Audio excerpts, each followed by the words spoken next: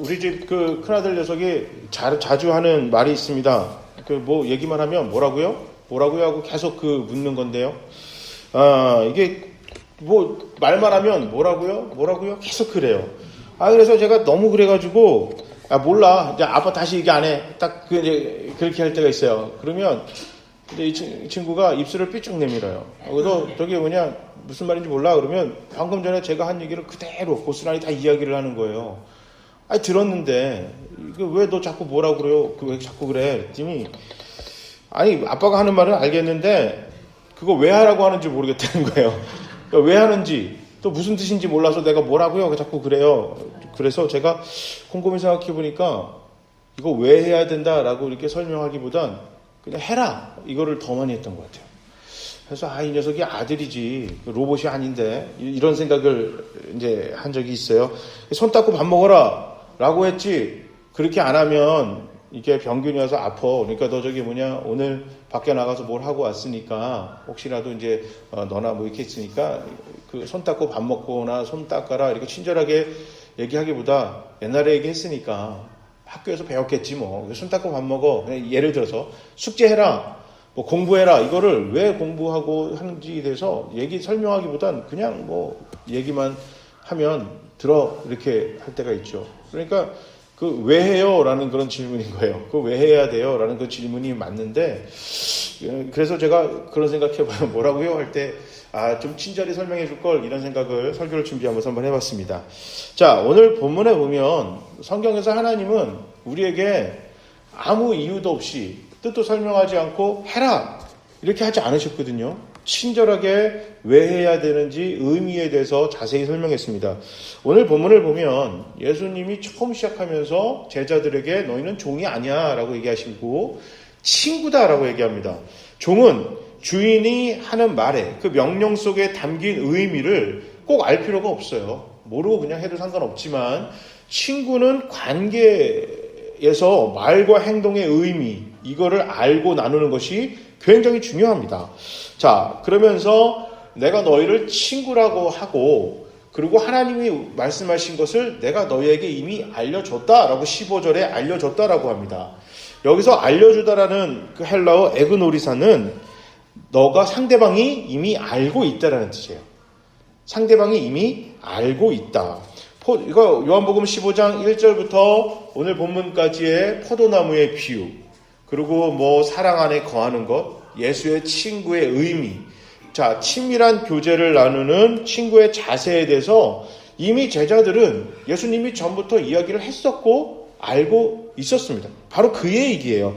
문제는 의미를 모르는 거예요. 그걸 왜 해야 되는지에 대한 뜻, 그 의미를 그거에 대해서 이해를 못했을 뿐이지 뭐 그냥 한 얘기는 이미 알고 있었습니다. 그런데 예수님이 너무너무 친절하세요. 계속 얘기했는데도 불구하고 다시 설명하십니다. 16절에 자 하나님의 사랑의 법 그것에 담긴 의미를 설명하세요. 하나님이 교회와 성도를 즉 제자들을 먼저 선택하시고 부르시고 세우신 자 구원하시고 사랑하신 이유에 대해서 설명하십니다. 그것은 바로 너희가 세상의 열매가 되라는 것입니다. 예수님이 제자를 선택하고 부르신 것도 우리 교회를 이곳에 심으신 것도 이곳에 세우신 이유도 세상에 사랑의 열매를 맺으라고 교회를 이곳에 세우신 거고 우리를 먼저 부르시고 하나님 자녀 삼아주신 겁니다. 자 16절에 택하다라는 단어를 사용하시면서 이 단어가 에클레고인데요. 이 단어를 예수님이 이야기를 하시고 특별히 이거를 헬라어로 번역을 할 때 아주 특별한 목적으로 이 단어를 썼어요. 이 에클레고라는 단어는 당시에 정치적으로 아주 특수한 임무를 수행하는 사람을 선택하고 선별할 때 사용하는 단어였어요. 예를 들면 뭐 스파이라든지 아니면 전령 그 왕의 명령을 가져가는 전령들 그리고 몰래 가가지고 그것을 판단하고 잘 보고 어떤지 지금 그 지역의 사람들이나 그 지역을 다스리는 이런 그런 그 관리가 잘하는지 못하는지 몰래 보고 와가지고 왕한테나 그런 관리자에게 보고하는 아주 그런 특수한 목적을 가지고 사람을 선별할 때 쓰는 단어가 오늘 택하다라는 단어예요. 근데 이게 신약에만 쓴 게 아니고 구약에도 써 있어요. 똑같은 어원을 가진 단어가 히브리어로 빠하르라는 단어인데 이것도 마찬가지예요. 특별한 목적으로 사람을 선별하다라는 뜻인데요. 이 빠하르가 쓰였던 대표적인 그 성경 구절이 여리고를 이제 정탐을 보낼 때, 이제 여리고성을 정탐 보낼 때 모세가 12명을 선택하죠. 그때 12명을 선택하다 할 때 이 빠하르라는 단어를 썼어요. 그 사람들은 뭐하러 그 성에 가냐면 그 성을 정탐하러 가는 거예요. 딱 그 이유만으로 특별한 목적으로 사람을 선택하다라고 할 때 쓰이는 단어가 오늘 본문에 예수님이 제자들을 내가 먼저 택하다 할 때 그 단어가 바로 그 단어입니다. 자, 교회와 성도도 마찬가지로 하나님이 교회를 선택하고 교회를 세우실 때는 오늘 빠하르나 이 에클레고 같이 특별한 목적을 가지고 이곳에 교회를 세우셨습니다. 그냥 그곳에 야 저기 뭐냐 자리도 괜찮고 장소도 비었으니까 교회 해라 이게 아니라 너는 그냥 네 부모가 예수 잘 믿네 그리고 너 저기 뭐냐 하는 짓이 이쁘구나 그래서 너 내가 자녀 삼아줄게 이게 아니라 하나님이 우리를 자녀 삼으시고 먼저 사랑하시고 은혜 내려주신 이유는 특별한 목적이 있었다는 거예요. 특별한 목적으로 우리를 택하셨습니다. 자, 그것은 다른 누군가의 생명과 풍성한 삶을 위하여 사랑의 열매를 맺는 것입니다. 누구나를 사랑하시고 누구나를 구원하시기를 간절히 원하는 하나님의 이 특별한 계획, 이 특별한 목적을 위해 하나님은 교회를 선택하셨고 이곳에 교회를 세우셨고 우리를 부르셨습니다. 이것을 절대 이겨서는 안 돼요. 그냥 우리가 교회 옆집에 살았으니까 우리 아버지가 교회 집사니까 나는 그냥 교회 그냥 그 기회가 돼서 교회에서 맛있는 간식을 줬으니까 해서 우리가 교회 하나님의 자녀가 된 게 아니고요. 내가 예수를 잘 믿어갖고 행함으로 내가 구원을 받는 게 아니잖아요. 하나님의 은혜로 사랑으로 우리를 먼저 사랑하시고 택하시고 우리를 자녀 삼아주셨던 이유는 그 사랑을 열매를 맺어 세상에 먼저 전하달라고 하나님이 우리를 부르신 거예요. 그러니까 우리 교회가 이것을 잊어버리면 안 돼요. 교회는 특별한 목적이 있다.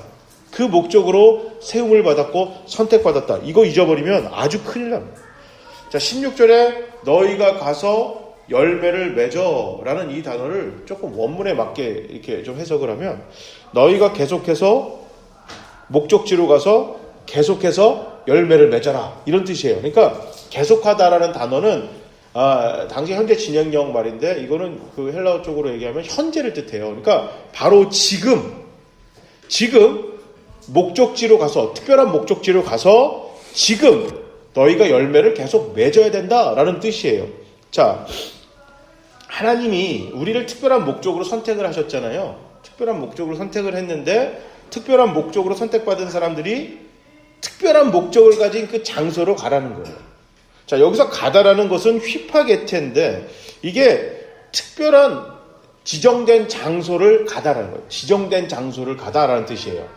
자, 이 말만 보면 마치 오늘 본문에 예수님이 얘기하셨던 가라라는 얘기가 선교사님들 어디 중국을 간다든지 아프리카를 간다든지 저희 남아메리카를 간다든지 이렇게 중동을 이런 데를 가는 그런 아주 특별한 목적을 가지고 선교를 가는 사람들에게만 쓰인 것 같은데요. 이건 조금 이제 요 부분만 보면 그렇게 해석되기 쉽지만 자, 요한복음 15장에 쭉 내려오는 거를 같이 읽어야 이 부분이 제대로 해석이 됩니다. 자, 15장 1절부터 계속해서 예수님이 얘기하시는 게 예수님은 포도나무고 우리는 가지다. 그래서 어떻게 하라? 너희가 잘 붙어 있으라는 거예요. 가지가 나무에 단단히 붙어 있어야 열매를 맺는다는 거잖아요. 그럼 우리는 가지죠. 가지 혼자 가가지고 열매 맺을 수가 없어요. 나무가 같이 가서 나무에 붙어 있어야 열매를 맺는 거거든요. 여기서 가다라는 얘기는 그러니까 뭐냐면 예수가 가는 장소, 예수가 원하는 장소, 그곳에 가서 열매를 맺으라는 겁니다. 그러니까 가지가 그곳에 있다는 얘기는 내가 예수에게 붙어있는 한 그곳에 누구도 함께 있다는 증거예요. 예수님도 함께 계시다는 증거입니다.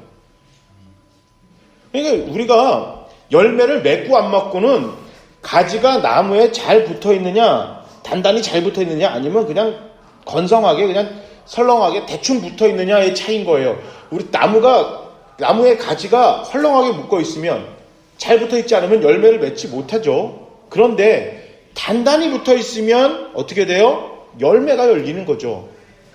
열매가 열리냐 열리지 않냐는 내가 하나님께 얼마큼 꽉 들어있느냐, 또 다른 표현으로 하면 사랑 안에 거하냐, 머무르냐 머무르지 않느냐의 차이지만, 교회가 하나님을 구주로 인정하는 한, 성도가 예수님을 구세주로 받아들이고 믿음을 갖고 있는 한 예수에게 붙어있는 가지는 분명한 거예요.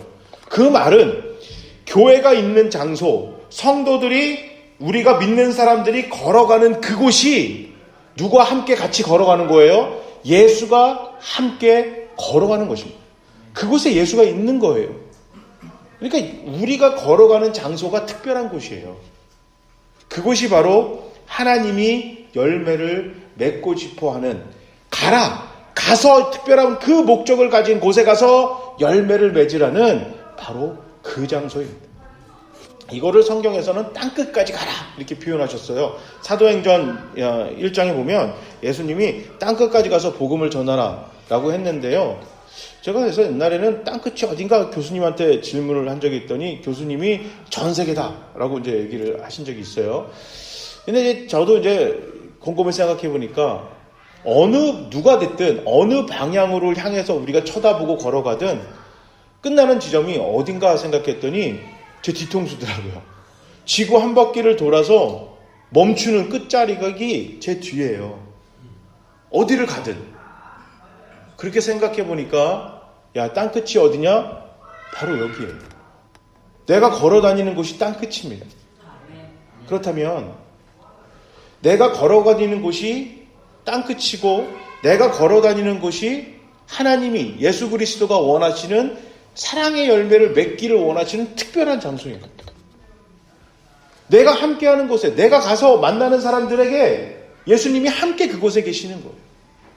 이미 예수님은 이거를 성경을 통해 우리에게 이야기해 줬어요. 자, 마지막으로 예수님이 하늘에 올라가시면서 제자들에게 이야기하시면서 땅끝까지, 또 세상 끝날까지 복음을 전하는, 사랑을 전하는, 열매를 맺는 사람이 되어달라고 당부하셨어요. 그리고 나서 약속하신 게 뭐냐면, 너희가 언제 어디서나 무엇을 하든 함께 하겠다라고 우리 주님 약속하셨거든요.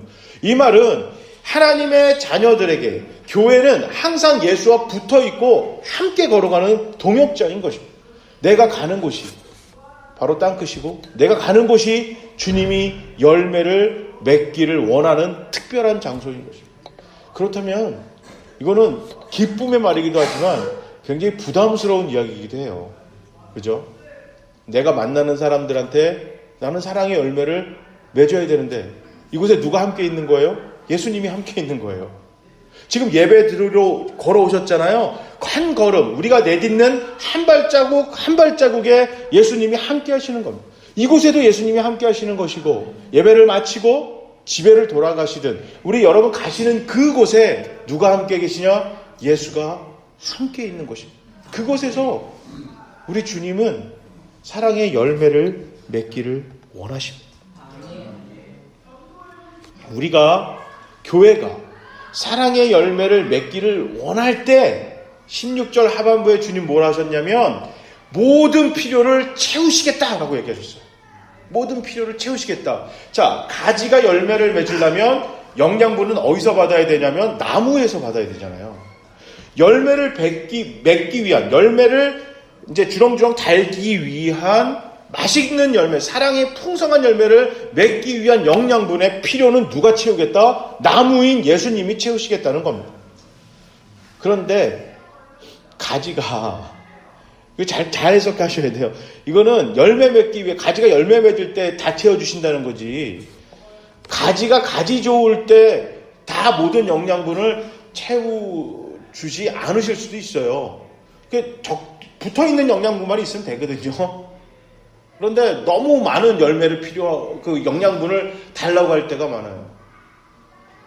그거는 과유불급이라고 많이 줘가지고 오히려 안 좋은 영향력이 끼칠 수가 있거든요.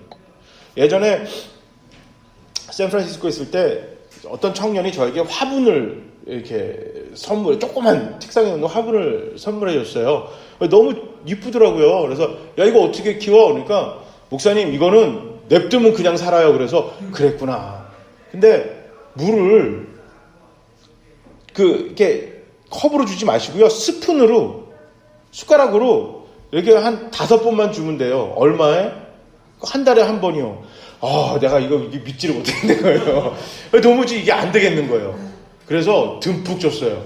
야, 이게 그 식물인데 물이 많아야 좋지. 죽었어요. 썩어서. 야, 이게 좋은 것도 많이 먹으면 이게 문제가 생기는구나.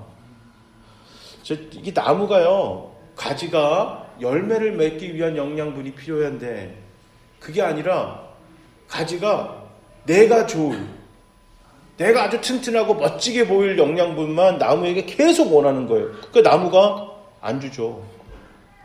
안 줘요. 아까 뭐라고요? 라는 질문이 아들에게 저한테 한 질문이지만 우리 주님이 우리에게 매번 우리 기도할 때마다 하는 질문이에요. 하나님, 돈 주세요. 뭐라고요? 하나님, 건강 주세요. 뭐라고요? 하나님, 나 세상적으로 성공하길 원해요. 왜요? 좋은 집, 큰 차 주세요. 왜요? 라는 질문에 대답을 하지 못해요. 하나님, 왜 안 주세요? 라는 질문에 하나님은 친절히 성경에 설명했거든요. 그런데 우리가 필요한 거에 대한 것은 주님께 친절히 설명하지 않고 있고, 때로는 다른 누군가를 위한 열매가 아니라 나를 위한 열매, 나를 위한 사랑, 나를 위한 배려만 간절히 원하고 있습니다. 그러니까 필요 없는 건 주님이 안 주실 수 있는 거거든요. 예수님이 교회의 필요를 채우신다는 얘기는 교회가 교회다울 때, 성도가 성도답기 위해 모든 필요를 주님은 채우십니다. 이걸 약속하셨어요. 그래서 교회는 이 약속을 붙들고 기도하는 것입니다. 우리 성도들도 이 약속을 붙들고 기억하면서 꽉 잡고 기도하는 겁니다. 하나님 자녀답게 살게 해주세요라고 기도할 때 모든 필요는 하나님이 채워주실 것입니다. 때로는 고난도, 어려움도 하나님이 열매 맺는 영양분으로 삼으실 것입니다. 눈먼 자가 있었어요. 태어날 때부터 눈을 보지 못했어요. 앞을 못 보는 사람을 예수님 고쳐주셨습니다. 그런데 제자들은 저 사람 죄 때문입니까? 라고 질문을 했어요. 그러니까 예수님이 뭐라고 대답하셨냐면, 누구의 죄 때문, 누구의 잘못 때문도 아니고 저 사람이 보지 못한 것, 그걸로 하나님이 영광을 드러낼 것이다. 영광 받으실 것이다. 다시 말해, 앞을 보지 못하는 걸로 사랑의 열매를 맺을 것이다. 이거는 이해하기 어려운 말이지만 정말 하나님이 그 태어나면서부터 보지 못하는 사람의 그 아픔을 통해 사랑의 열매를 맺으셨고, 결국 눈을 보게 된 거지만 그 사람이 자신의 행복한 것뿐만 아니라 성경 뒷부분에 보면 하나님을 찬양합니다. 하나님께 영광을 돌리고 이것을 가지고 사람들에게 하나님의 사랑, 예수 그리스도의 구주가 되심을 증거하는 그런 삶의 모습이 나오죠. 자, 우리도 그렇게 생각할 수가 있을 거예요. 하나님, 내 고난의 어려움을 주님이 해결해 주시면 저도 하죠. 그거라고 못하겠어요. 저 돈 줘보세요. 저도 그렇게 하죠. 그런데 순서가 달랐죠. 내 거부터 좀 해결하고 요거 챙겨놓고. 제가 그래서 이거 설교할 때요, 닭다리 하나 갖고 올까? 이런 생각을 했어요. 근데, 참아. 이게 좀, 여기는 이렇게, 아직 좀 청년부였으면 제가 닭다리 들고 왔을 텐데, 장년들이 계셔서, 어떻게 하냐면 닭다리를요, 한 입 먹고, 맛있네? 이것도 한 입 먹고, 옆에 있는데 가족들 또 한 입 먹이고, 다 한 입 먹이고는, 앙상하게 뼈 조금 남고 살점이 넘고, 이제 주님 드세요 하고 휙 던지는. 차를 이번에 하는데, 이제 하는 사람이 그랬어요. 사장님, 큰 차가 좀 필요하지 않을까요? 아이가 2명, 이러니까. 저는 이제 유모차도 더 이상 필요 없고, 유모차가 제일 많이 이제 자리를 차지했었으니까, 소형 차면 되는데요. 그랬더니, 아이, 그래도 사장님 여행 가고 이러면요, 차가 작으면요, 불편해요. 그래서 여행을 1년에 몇 번이나 가요? 그랬어요. 내가 20일 여행 간다 치고, 345일을 20일을 위해서 기름값 낭비하고, 주차 자리 낭비하면서 필요 없는데 그거를 써야 될까요? 그러니까 그분이 상담하다가 저한테, 그게 맞는 것 같은데요? 그죠? 필요 없는데, 다른 사람 보기에 또, 그냥 좀 남이 보면 어떨까? 보암직도 하니까 이렇게 해서 우리가 거기에 욕심을 내거나, 거기에 실망하거나, 이렇게 될 때가 굉장히 많죠. 교회가 교회다운 것에 집중을 해야 되는데, 다른 누군가의 생명과 풍성한 삶을 위하여 어떻게 하면 먹이게 할까, 마시게 할까, 입히게 할까, 어떻게 하면 그리스도의 사랑을 전할까로 이걸 고민하는 게 아니라, 어떻게 하면 교회 건물을 아름답게 짓까, 어떻게 하면 좀 화려하게 만들까, 어떻게 하면은 좀 이렇게 좀 폼나 보이는 교회가 될까로, 그런 성도로 이렇게 집중하고 있다면 예수님이 그 교회에다가 영양분을 제공하는 게 옳지가 않다. 오늘 그렇게 이야기를 하시는 겁니다. 그리고 성도의 삶도 마찬가지입니다. 과연 나는 지금 예수님이 원하시는 장소, 특별한 목적, 바로 내가 걸어가고 만나고 지금 지내는 그 시간과 사람과 장소, 이 모든 곳에서 사랑의 열매를 맺기를 원하는데, 나는 내가 원하는 시간, 내가 원하는 장소, 내가 원하는 사람들에게만 그 열매를 맺기를 원하고 있다면, 오늘 16절에 내가 모든 필요를 채워주마 라고 하셨던 그 말씀을 나는 원하고 있지 않는 것입니다.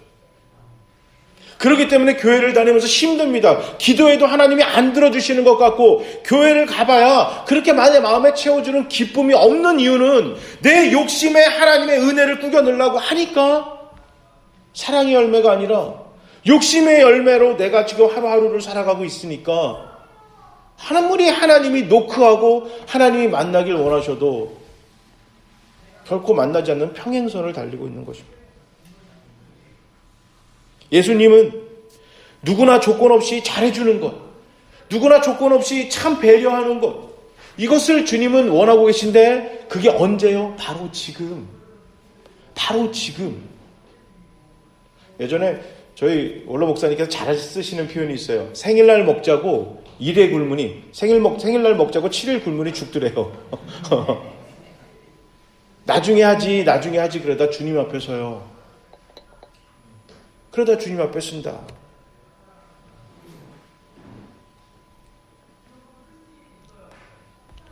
조건 없는 사랑, 조건 없는 배려가 십자가의 의미입니다. 십자가 안에 담겨있는 의미이고요. 사랑의 열매를 맺고 살아가는 것이 성경 전체에 유일하게 딱 하나만, 하나의 목적과 주제로 잡으라고 한다면, 세상을 조건 없이 사랑하고 누구나 편견 없이 배려하라, 이렇게 이야기해도 절대 지나침이 없습니다. 주님은 우리를 종이나 로봇으로 부르신 게 아니라 친구로, 영원히 함께할 동행하는 동역자로 선택하셨습니다. 이 부르심에 응답하는 우리 모두가 되시기 바랍니다. 내가 밟는 곳이 주님의 특별한 목적이 담겨있는 장소입니다. 내가 만나는 사람이 주님의 특별한 사랑을 받아야만 하는 사람입니다. 내가 머무는 순간이 우리 주님의 특별한 은혜가 드러나야만 하는 시간입니다. 바로 지금 누군가를 위해 조건 없이 잘해주고 배려하고 베푸는 사랑의 열매를 맺어 우리가 주님의 친구가 됐듯이, 내가 만나는 마지막 사람이 그 사람까지도 주님의 친구가 되는 그 역할을 감당해내는 생명의 열매, 사랑의 열매, 이 모든 것을 우리를 통해 이루실 주님의 소망을 담아내는 그 열매가 되시기를 주님의 이름으로 축복합니다. 아멘.